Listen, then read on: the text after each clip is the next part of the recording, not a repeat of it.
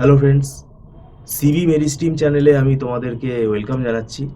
তোমরা যারা MAKAUT university থেকে বিসিএ পড়ছো এবং যারা এই 2026 সালে ফোর্থ সেমেস্টারে উঠেছো, তোমাদের দেখো ফোর্থ সেমেস্টারে আমি এর আগেও বলেছিলাম তোমাদের পড়ার টাইমটা তোমরা যথেষ্ট পাচ্ছ।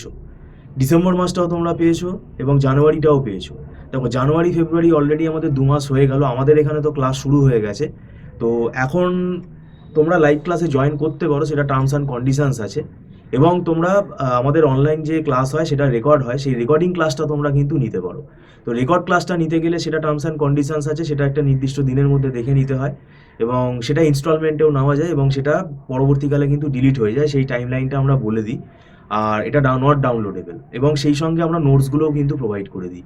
তোমাদের ফোর্থ সেমেস্টারে খুব ভাইটাল 3টে কম্পালসারি পেপার রয়েছে: database management system, operating system আর সফটওয়্যার ইঞ্জিনিয়ারিং।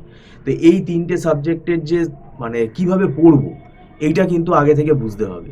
এবং এটা মানে এখন যে কোয়েশ্চেন প্যাটার্ন সেখানে দেখবে কিন্তু কোনো সাজেশন মিলবে না। তো সবই কনসেপ্ট বেসিসে পড়ে যেতে হবে এবং এখানে নিজে থেকে বানিয়ে কিছু তুমি লিখতে পারবে না।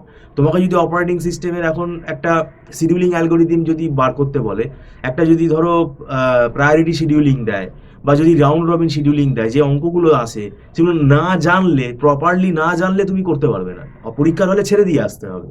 এছাড়া ডেডলক মেকানিজমের ওপর অনেক ম্যাথামেটিক্যাল প্রবলেম আছে, ব্যাংকার্স অ্যালগোরিদমের ওপরে ম্যাথামেটিক্যাল প্রবলেম আছে।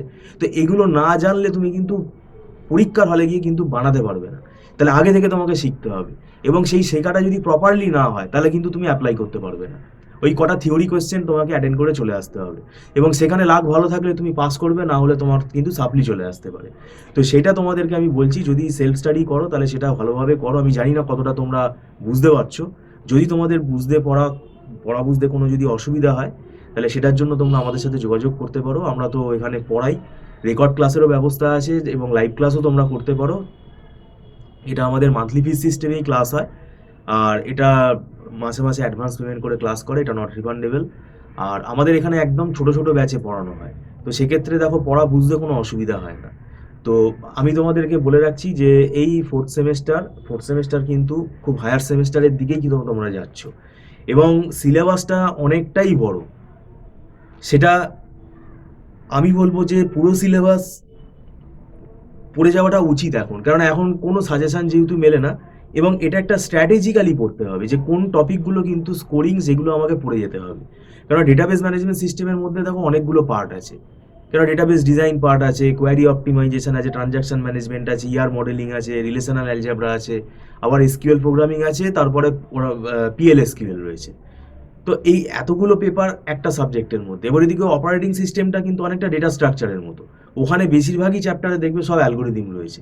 আর সফটওয়্যার ইঞ্জিনিয়ারিংটা এটা তোমাদের প্রজেক্টে কাজে লাগবে এবং এর ভেতরে অনেক কেস স্টাডিজ বেস কোয়েশ্চেন আসে। তো সেগুলো অনেকে বলতে পারে যে বাইরে থেকে কোয়েশ্চেন এসছে, না, ওগুলো কিন্তু কেস স্টাডিজ বেস কোয়েশ্চেন। তোমাকে কিন্তু সফটওয়্যার ইঞ্জিনিয়ারিং প্রিন্সিপাল অ্যাপ্লাই করে বিভিন্ন চ্যাপ্টার আছে, সেই চ্যাপ্টার আমরা পড়াই, সেগুলো পরবর্তীকালে আমরা আলোচনা করব, তো সেগুলো অ্যাপ্লাই করে তোমাকে লিখতে হবে।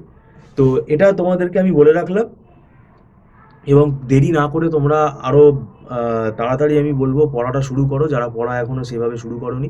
আর যদি তোমরা অনলাইন ক্লাসে আগ্রহী থাকো তাহলে তোমরা যোগাযোগ করতে পারো। Thank you so much.